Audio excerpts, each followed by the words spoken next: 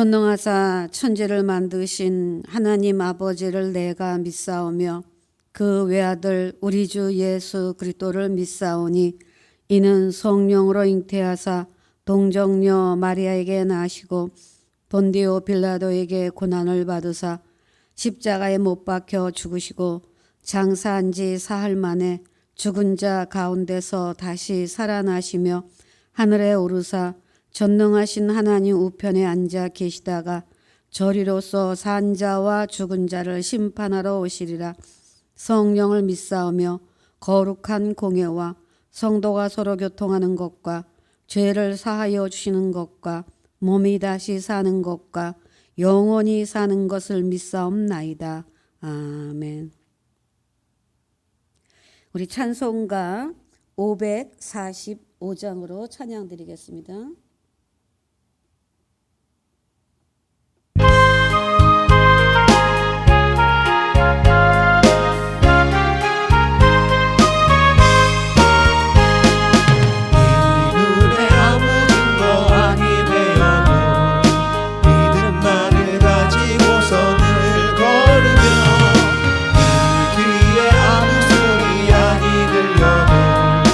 하나님의 약속 위에서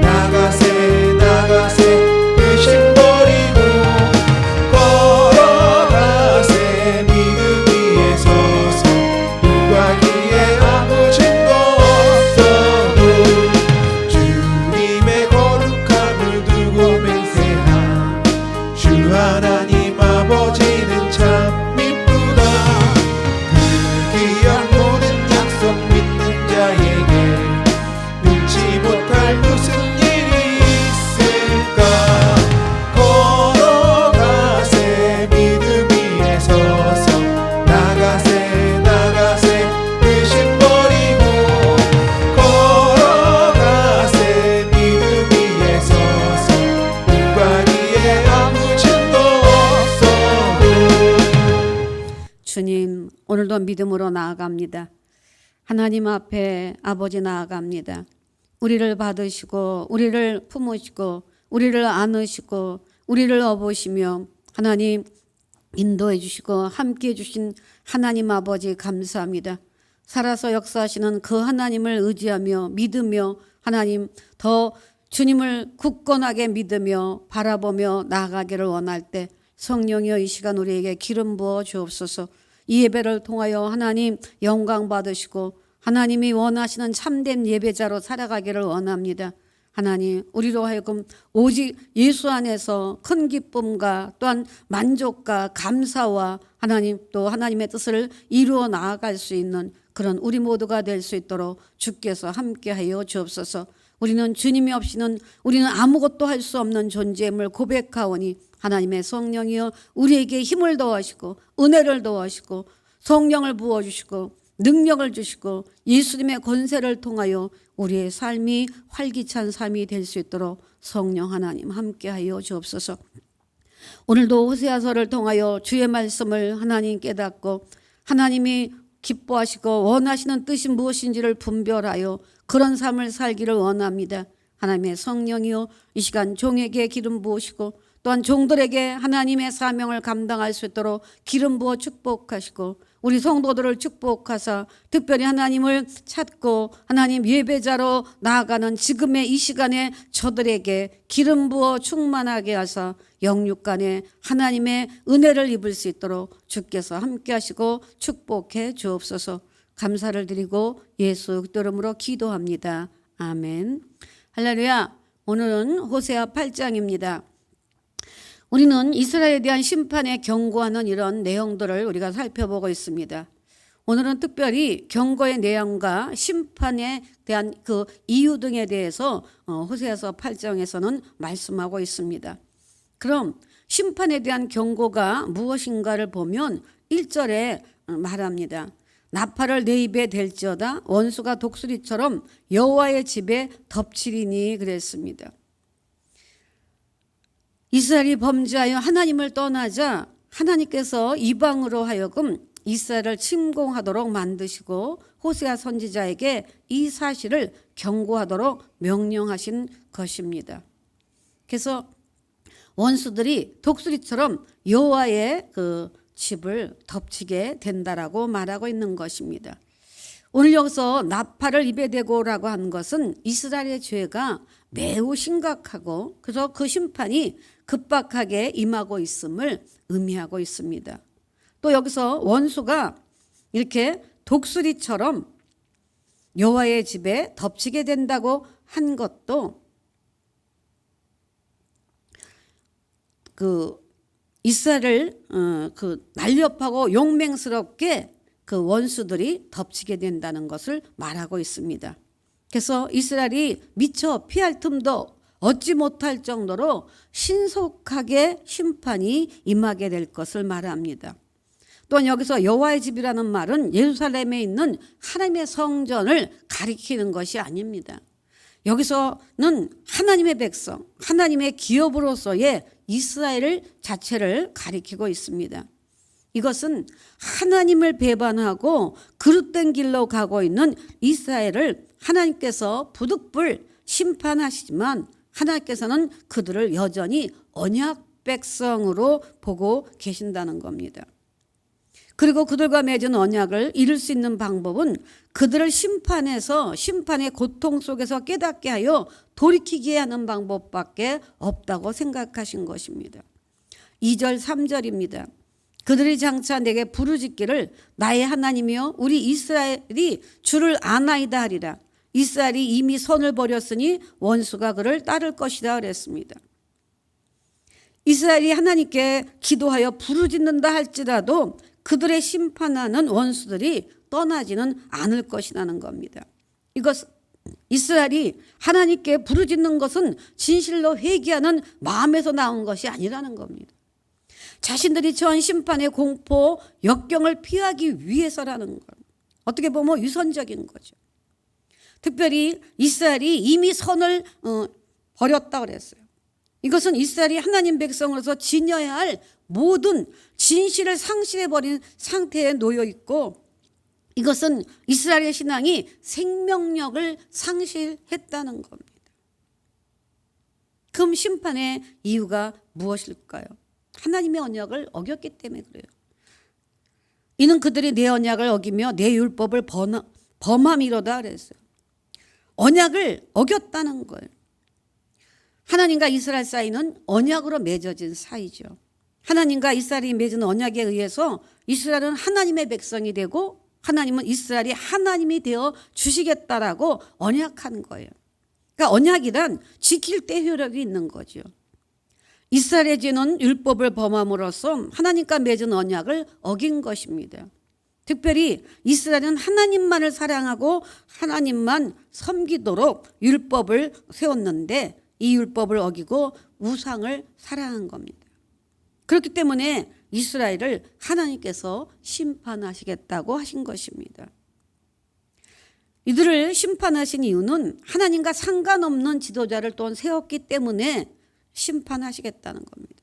4절입니다. 그들이 왕들을 세웠으나 내게서 나는 것이 아니며 그들이 지도자를 세웠으나 내가 모르는 바다.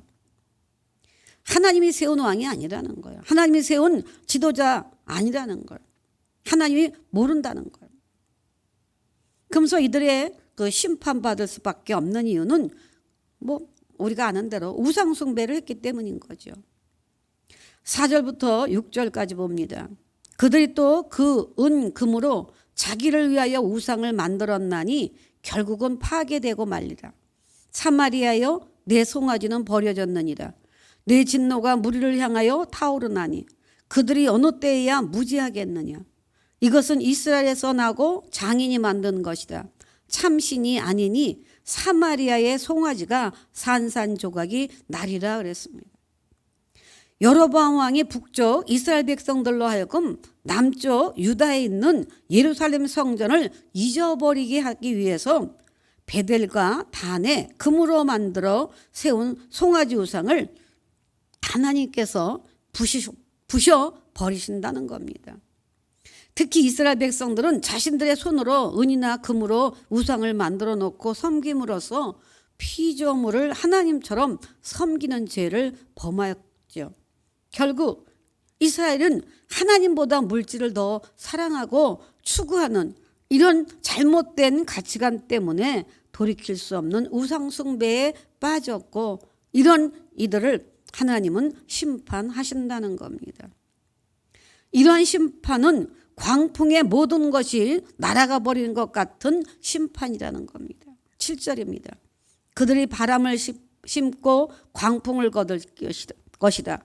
심은 것이 줄기가 없으며 이삭은 열매를 맺지 못할 것이요 혹시 맺을지라도 이방 사람이 삼키리라 그랬습니다. 이 말은 열심히 심지만 아무 소득이 없다는 겁니다. 이스라엘에게 임하는 심판은 이스라엘의 모든 것을 허무하게 만들어 버린다는 겁니다. 8절입니다. 이스라엘은 이미 삼켜졌은즉 이제 여러 나라 가운데 있는 것이 즐겨 쓰지 아니하는 그릇 같도다 그랬습니다. 하나님께서 이스라엘을 귀한 그릇으로 사용하기 위해서 택하였습니다. 그런데 이스라엘은 하나님 보실 때 기뻐할 수 없는 쓸 수 없는 그릇이 되어버렸다는 겁니다. 하나님이 사용할 수 없도록 더럽혀지고 흠 있는 그릇이 되었다는 겁니다. 이처럼 이스라엘이 쓸모없는 그릇이 된 이유는 이방인처럼 살았기 때문인 거죠. 이스라엘은 하나님을 떠나면 훨씬 더 자유롭고 좋은 삶이 이루어질 것이라고 생각했기 때문에 이렇게 하나님을 섬기기보다 우상을 섬겼던 거죠. 하나님의 백성인 이스라엘이 하나님의 백성답지 않게 살았기 때문에 문제가 생겨졌고 하나님에게는 쓸모없는 그릇처럼 된 것입니다. 9절입니다. 그들이 홀로 떨어진 들나귀처럼 아스르로 갔고 에브라임이 값주고 사랑하는 자들을 얻었도다 그랬습니다. 기뻐하지 않은 그릇같이 된 이스라엘의 형편은 들나귀처럼 처량한 짐승으로 표현되고 있습니다. 그러면서 이들이 아스르로 가면 무엇이 될 줄 알고 아스르에게 엄청난 돈을 주면서까지 사랑을 구걸했다는 겁니다. 10절입니다.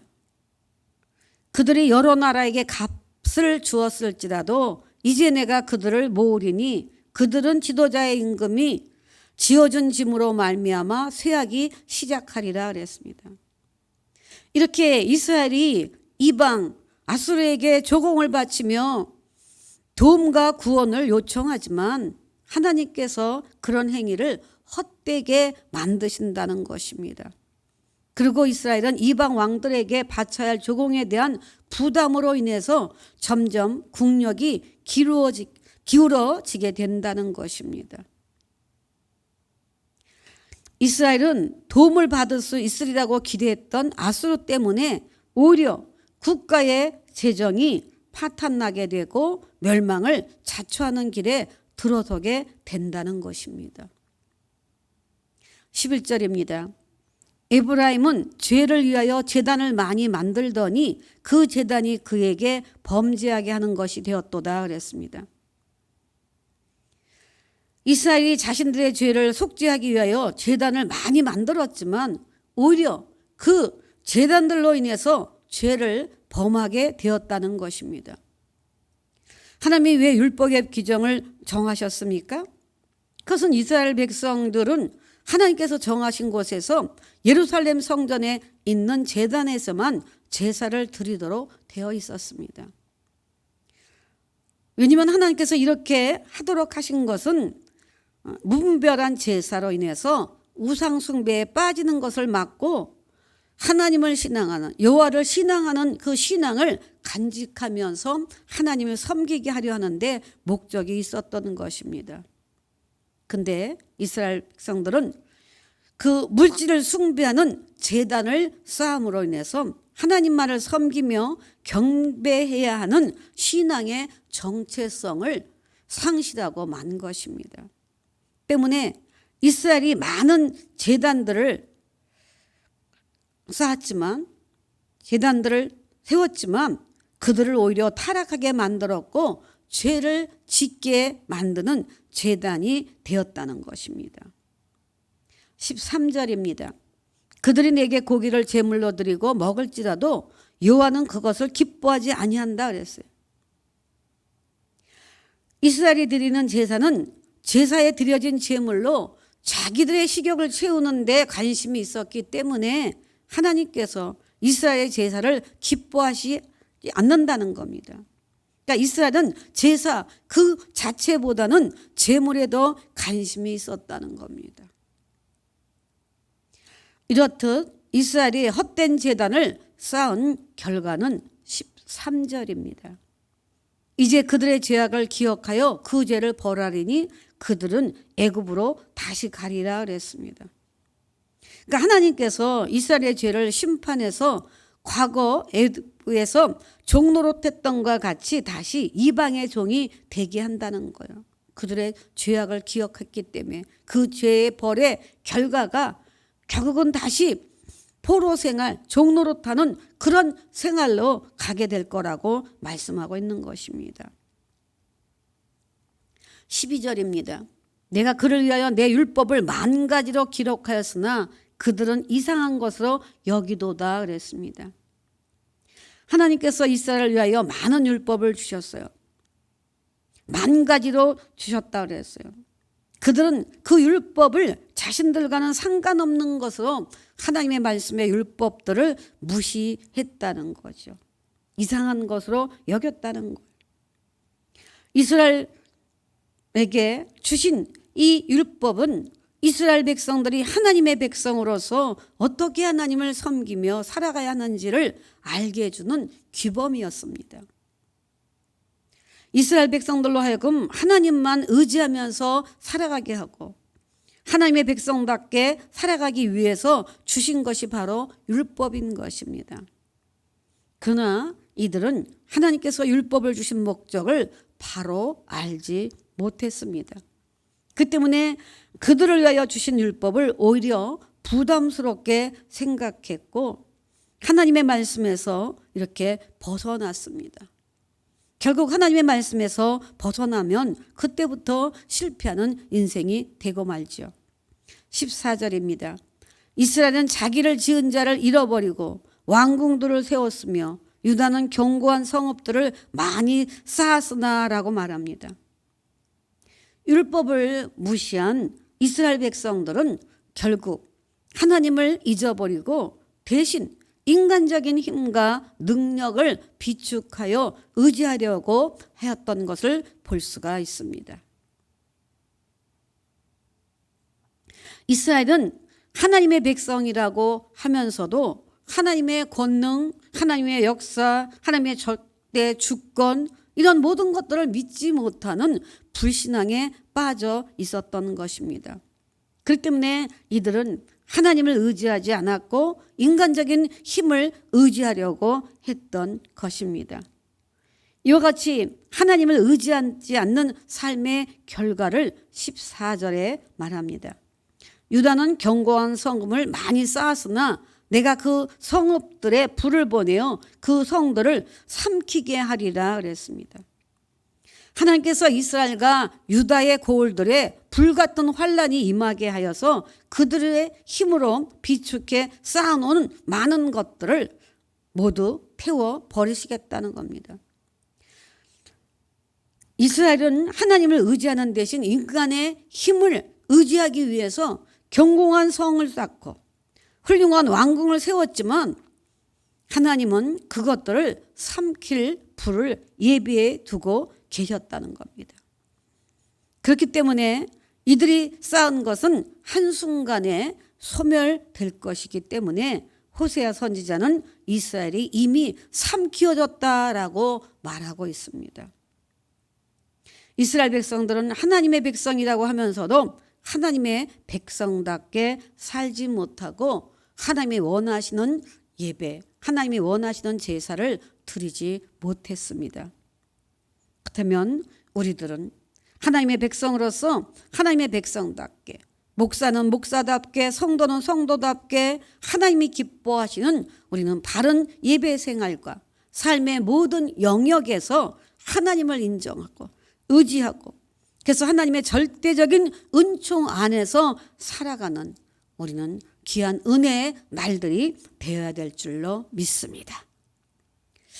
하나님, 오늘 호세아서들을 통해서 보면 정말 많은 그 어리석음과 하나님을 신뢰하며 의지하며 살아가야 될 이들이 정말 이렇게 어리석을 수 있을까라는 생각을 하게 됩니다. 그러나 오늘의 우리의 모습을 또 생각해 보면 우리에게 이런 어리석은 그런 그 모습은 없는지 하나님 우리가 우리의 자신을 살펴보며 하나님이 원하시는 예배자의 자리에 예배자의 삶을 살고 있는가 하나님 우리는 다시 한번 우리 자신을 살펴보며 항상 예배자로서 하나님이 원하시고 또한 받으시고 흠양하시는 예배자로서의 삶이 온전한 삶이 이루어지기를 원합니다. 하나님의 백성답게 오늘 우리는 하나님을 기쁘게 하며 하나님 우리가 부족하지만 하나님 우리가 정말 많은 것에 하나님 그 모자라고 부족하지만 하나님을 섬기는 이것만큼은 하나님 온전한 마음으로 항상 진정과 신령으로 하나님의 성령을 의지하고 예수 보혈의 피를 힘입어서 하나님 살아가는 그런 삶이 되어지기를 원합니다.